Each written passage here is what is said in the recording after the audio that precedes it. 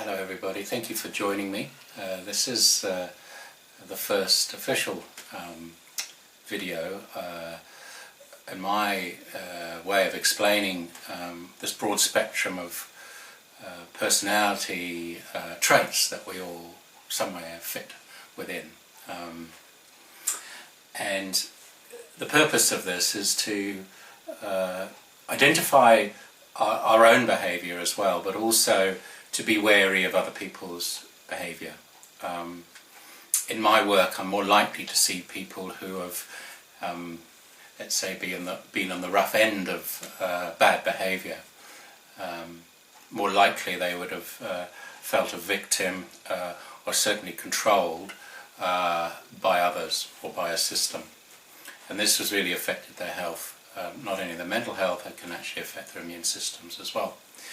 So my intent really is to give you my broad understanding of this whole subject, which has become a subject that's talked about a lot. There's a lot of activity on social media about understanding narcissism and terms like sociopathy and antisocial personality disorders and even psychopathy.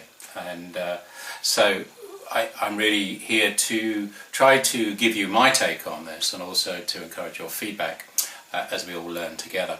I've actually drawn a line here as if natural processes do have a straight line, and in a way this linear approach isn't perfect, but it may well be simplified enough for us all to understand this.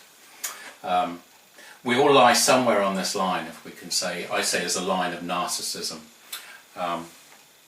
You could say that as a culture, as a Western culture, as a modern Western culture, we're becoming more narcissistic, and that may not be a bad thing, because there's a degree of healthy narcissism where we hold good self-esteem. So maybe if you look around and you see people with their own identity now,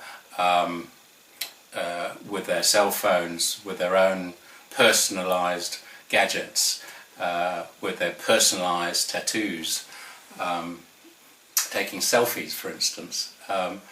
This in many ways increases a feeling of individuality, of self-esteem, although it could sound a little bit flippant, but in fact what may well be happening is that we're moving away from being a victim of the world into finding our place there, annoying although some of those things are. So narcissism itself, it shouldn't be regarded as something terrible. It has to be in balance. It is really our self-esteem that's important. Very much like Narcissus looked into the water and saw his reflection, we're doing the same with selfies and possibly even with this video, so own up to that one as well. But the problem comes, of course, is when that, I suppose, degree of self-respect enters into other areas where we start imposing our being, our models, our control onto others. And that's when we watch and see narcissistic traits develop. So therefore, from somebody who is healthily aware of themselves, their uniqueness, but humble with it too, will sit very nicely right in the middle. In fact, if we look at Eastern culture and models of health, this balance allows the heart to open. So I can put the heart up here to open, which of course is and it's a sharing heart, sharing for yourself, sharing for others. So self-respect and self can lead very quickly to self-compassion, and that compassion can be something that will spread to others and to be noted by others as well. So it's no longer being selfish. Okay. I'd have to say that many of the people I'm seeing in our medical practice and our counselling practice maybe fall towards this end of this spectrum of narcissism. In other words, they have low self-esteem and can in fact become victims, particularly to others on this other side of the spectrum. There may even be an attraction from this person with lower self-esteem to somebody who is a little bit more controlling, has a little bit more up themselves, as we'd say. So often we may see partnerships form between the two, often at opposite ends. The interesting thing is that in the healthy world, this person here, as long as it's not pathological for them, may well be responsible for drawing this person into being more assertive. Whereas this person here, the quieter one, may well draw this person as they mature into being a more accepting, loving individual. And they may well meet in the middle.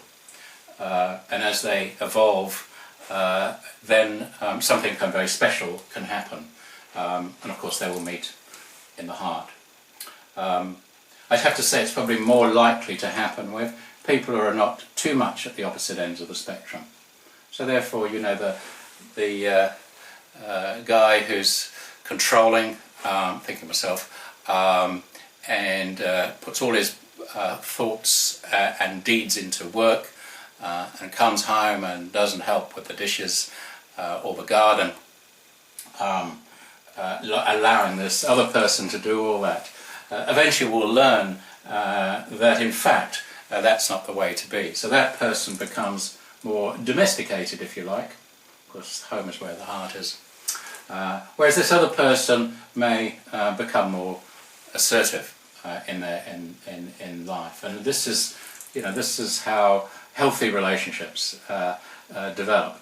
We meet in the middle, and that allows a meeting of souls, if you like, or personalities, and allowing them to experience higher levels of awareness and joy.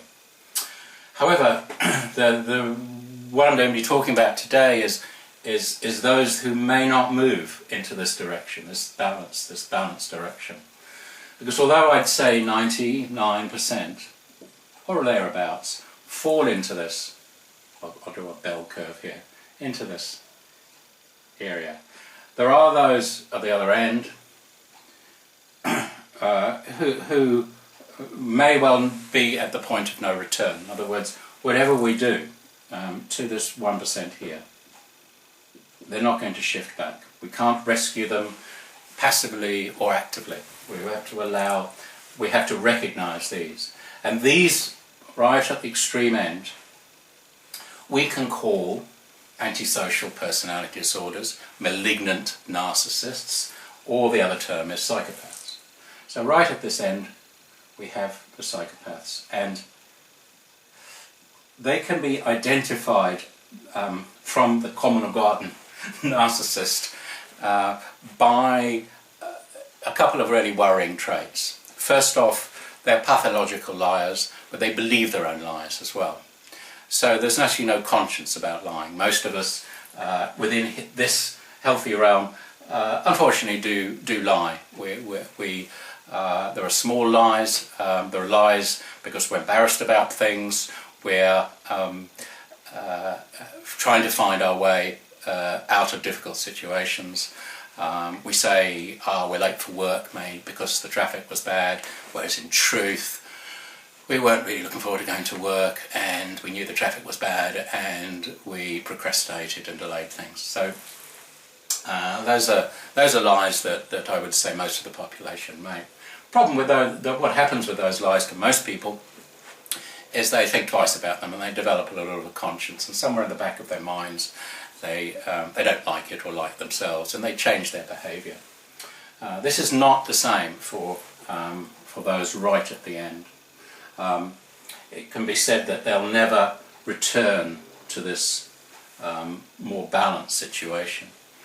It is as if they're addicted to the control, and particularly they will see that, particularly at this end, are their prey. So they're the predators. The predators.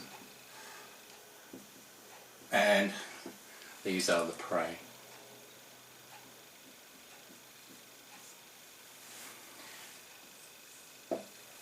And that is their addiction.